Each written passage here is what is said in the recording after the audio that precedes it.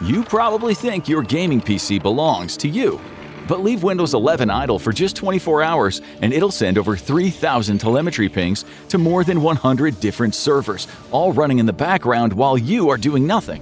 It operates like a digital wiretap, reporting system metadata and tracking identifiers the second you turn your back.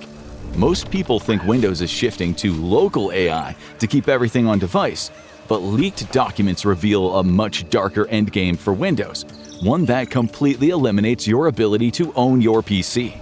And while everyone is distracted by handheld consoles, one has been building the only real escape route out. And Valve didn't need permission to do it. Chapter 1. The Glass House. Microsoft has spent 2 years selling its Copilot Plus PCs as a victory for privacy. Everything runs locally, your data never leaves your machine. But the reality looks very different. The PC security channel ran tests on a clean Windows 11 system. No user logged in and no apps were opened. The machine was just sitting on a desk. Inside of 24 hours, the machine reached out to dozens of different servers. And it wasn't just Microsoft. It was pinging third-party ad networks and market research firms. Some of them most users would never have heard of. Even turning the privacy settings all the way down didn't make a difference. The only way to make it stop is through policy controls that consumer versions of Windows don't include.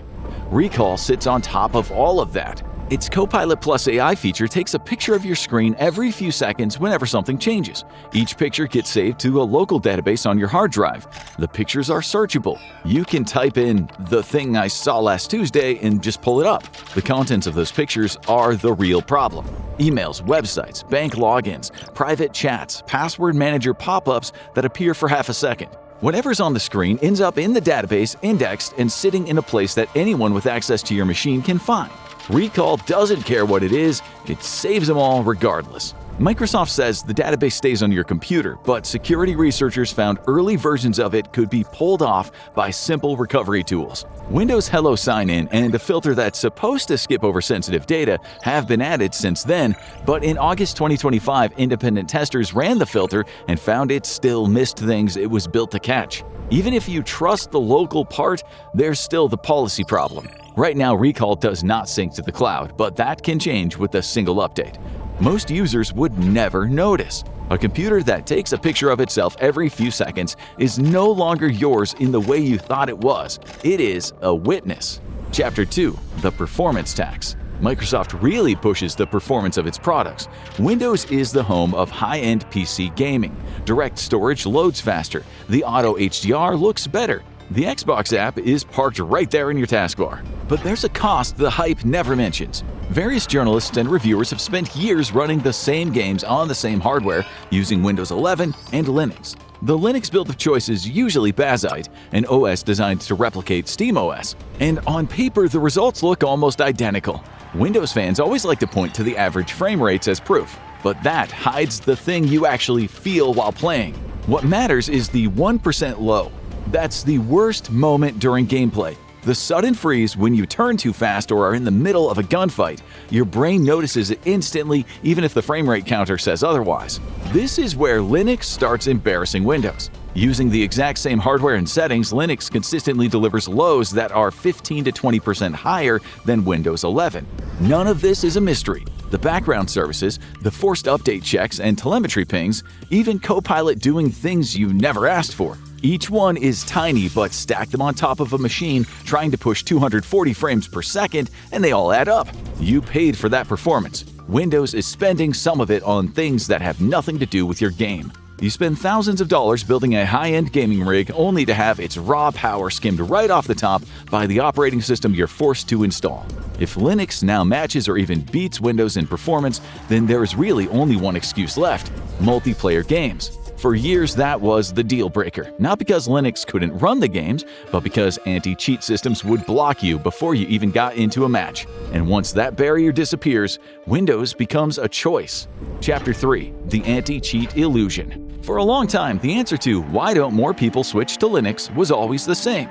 You could play single-player games fine, but the moment a multiplayer game used anti-cheat, Linux players got locked out. You'd load up the game and get denied before the main menu even displayed. And that's why people stayed on Windows. Their games relied on it. But then something changed. Epic added Linux support for easy anti-cheat.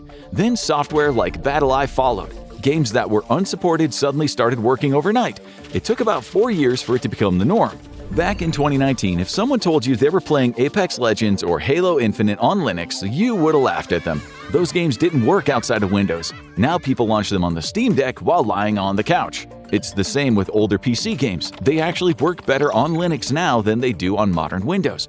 Games from the 2000s that break on Windows 11 because of old launchers or compatibility issues run perfectly through compatibility layers like Proton.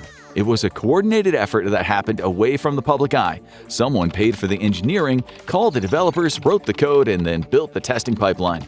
The technical reason to stay on Windows has mostly faded for the games people open every weekend.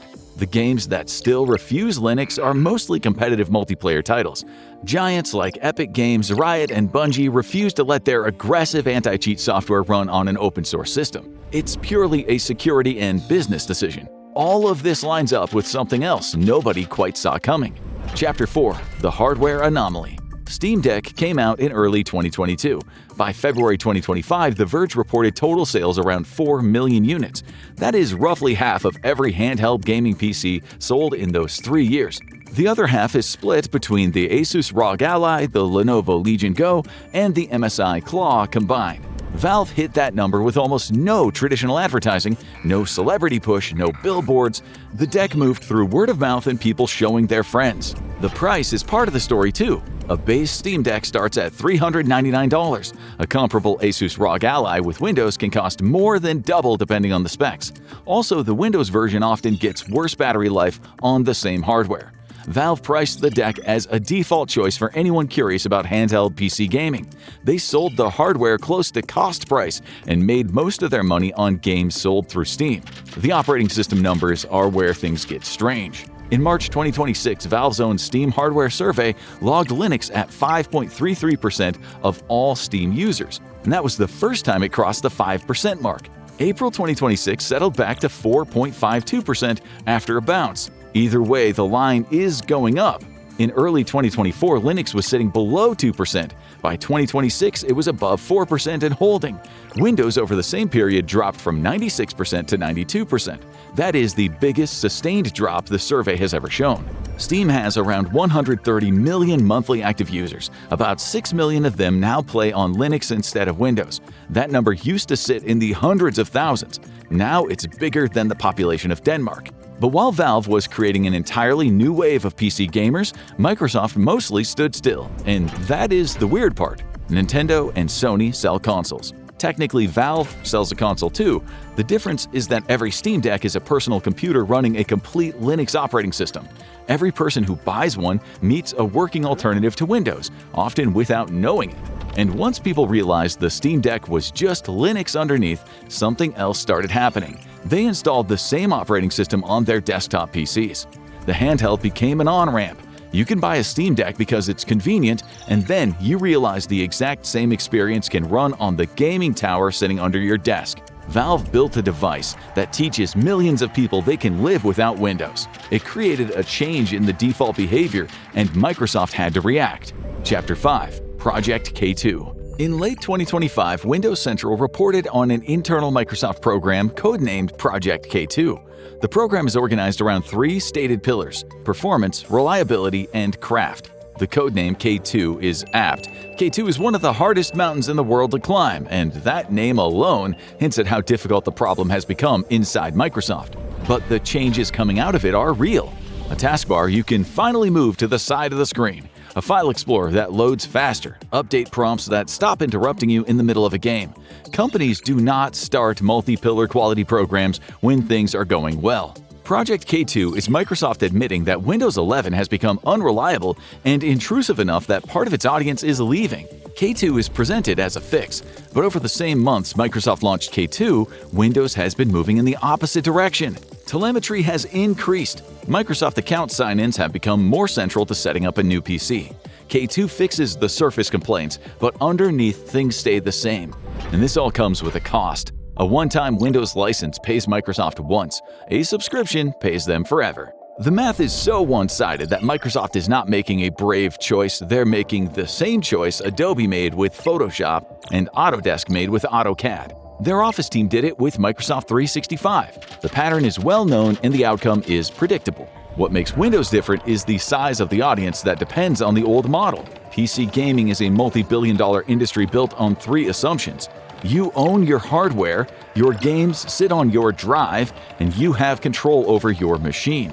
A version of Windows where you have to sign in and start playing, and where the heavy lifting happens on Microsoft servers, doesn't fit that audience at all. You can see this direction in real product moves. Xbox Cloud Gaming is a subscription. Game Pass is a subscription. The Microsoft Store is built around a Microsoft account. Setting up a new Windows 11 PC without an internet connection used to be a single skipped checkbox. Now it takes a workaround that Microsoft patches out every few releases. Each change pushes the average user further from owning their computer and closer to renting access to one. The timing of all of this stops feeling random. Recall fits into a future where everything you do gets logged for an AI to search. The telemetry stream fits into a future where Microsoft charges by what you use. Local game libraries, local save files, mods you install yourself, playing offline, none of that fits where Windows is going. Some of it will survive through legacy support, the rest will fade. While Microsoft has been building this cage, Valve has spent over 10 years building the only working exit. Chapter 6: The Silent Build. Valve's last 10 years don't really make sense if you look at them like a hardware company. You need to look at them as a software company. Proton is what makes Windows games run on Linux without the developer having to rebuild them. It turns the game into something Linux can understand. So old Windows-only games just open and run. That last part is the bit that matters. Games don't have to change to move platforms anymore. SteamOS is Valve's version of that idea at the system level. It is a Linux operating system that seems simple on the surface, but it doesn't come with the tracking or background data collection people associate with Windows. What you do on it stays on your machine. Steam Input does the same thing for controls. It makes whatever controller you plug in behave like it belongs in the game, even if the game was never designed for it. Most people never see any of this working. They just press play and it works. Nothing about the experience tells them that they have left Microsoft's world, but they have escaped it. Valve started building all of this before anyone had even heard of Project K2 or Recall, back when most people still thought Linux gaming was a joke. They invested anyway, at a scale that only makes sense if someone inside the company believed Windows was going to keep moving the way it has been. Proton's first release was in 2018. The Steam controller came out in 2015. SteamOS in its first form goes all the way back to 2013. None of these were immediate reactions to a Microsoft announcement. They were a long-term bet placed years before the bet started paying off. Steam Deck was never just a handheld. It was the way Valve got their alternative operating system into millions of hands, while the alternative still looked like a fun gadget. Chapter 7: The Trap Closes. Line every piece up on one timeline, and the story stops feeling like a series of separate moves. Between 2021 and 2024, the biggest anti-cheat systems started allowing Linux. In 2022, the Steam Deck brought a working Linux gaming machine to millions of people. From 2024 to 2026, Steam's own data showed Linux users doubling. It shows Valve had a clear direction. Set them next to Microsoft's moves, and the coincidence falls apart. Recall was announced mid-2024. By then, Proton had already been in active development for 6 years. Project K2 started in the second half of 2025. By then, the Steam Deck had been selling for 3 years, and Linux had already passed macOS on Steam. Every major Windows change that pushes users toward the cloud and toward subscriptions arrived after Valve had already built the way out. Valve didn't react to any of this, they saw it coming. The investment in Proton and SteamOS started when this future was visible only to people watching the industry closely. By 2018, Adobe, Autodesk, and Microsoft's own Office team had already pulled their flagship products into subscription models. It was clear where the rest of Windows was going. Rather than fighting Microsoft, Valve got to work for a decade. They made deals with developers and had the patience to put the whole thing in front of users before anyone felt the urgency. Most of it happened in the open. Most people were watching something else. The Steam Deck was the delivery vehicle, designed to look harmless, priced so millions would try it without thinking twice. By the time anyone framed it as competition, it was already in people's hands. Chapter 8: The Sovereign OS. Valve is not competing with Xbox or Apple. Valve has built something stranger and more important than another console line. They have built the last sovereign OS. A sovereign OS is an operating system where you own your own hardware in the real sense of the word. The system doesn't send your data without asking. Your files stay yours. The storage stays under your control. Using your own machine does not require signing into a company's account. The company behind the OS earns its money from something other than tracking you. By that definition, traditional desktop Linux is the only major consumer operating system space left that qualifies. Windows has crossed too many lines. macOS, with its Apple ID and steady push to iCloud, is in the same kind of cage. Chrome OS was never sovereign, it was always a window into Google services. Phones are not sovereign at all. Even SteamOS makes you log in to get started. SteamOS stays small not from lack of demand, but because every other major company picked the subscription path and Valve walked the other way. Valve can afford this because of how they make money. Steam takes a cut of every game sale. That is the whole business model. Microsoft makes money in a different way now. They earn when you live inside their products. The longer you stay, the more they make. It's why Windows looks the way it does. Two business models, two operating systems, both built on the logic of how their owners get paid. That same divide appears when the two companies talk about the future. On one side, Microsoft talks about cloud computing and Copilot becoming the main way that people use a PC. Valve talks about hardware that they can ship, games you can store, and tools they can put in players' hands. One future is mostly a gateway into Microsoft services. The other is still mostly a computer. This isn't a story about Valve being the good guys. Valve is a private company doing what's in its long-term interest. The exit they built is careful defensive engineering, not a gift. But that exit exists, it works, and millions of people are already using it, and the community around it keeps growing. The real fight is not about market share. The real fight is about what a personal computer is allowed to be, a tool you own and control, or a rental from someone else that can change the terms whenever they want. Microsoft is answering that question one way, SteamOS is answering it the other way. There is not much middle ground. Most gamers will not think about this on any given day. When a game they own stops working without a Microsoft sign-in, then they'll think about it. The day a cheap key reseller copy of Windows stops activating because the policy changed, then they'll think about it. The day a Game Pass title gets pulled halfway through their playthrough, they will think about it. None of these are hypothetical. They have already happened to gamers. Every user is about to make a choice, whether they think about it or not. Not in some far-off future, but in their next PC purchase, in the next Windows Update prompt, the next time a subscription screen asks for a credit card. The alternative is already sitting on store shelves and running on millions of machines today. The question is no longer whether Windows fails, it's whether you will still own your own PC when it does. Microsoft isn't the only battle Valve is facing. They're now locked into a fight that could determine their future. Find out whether they can survive in Valve is Doomed, the $900 million lawsuit. Or watch this.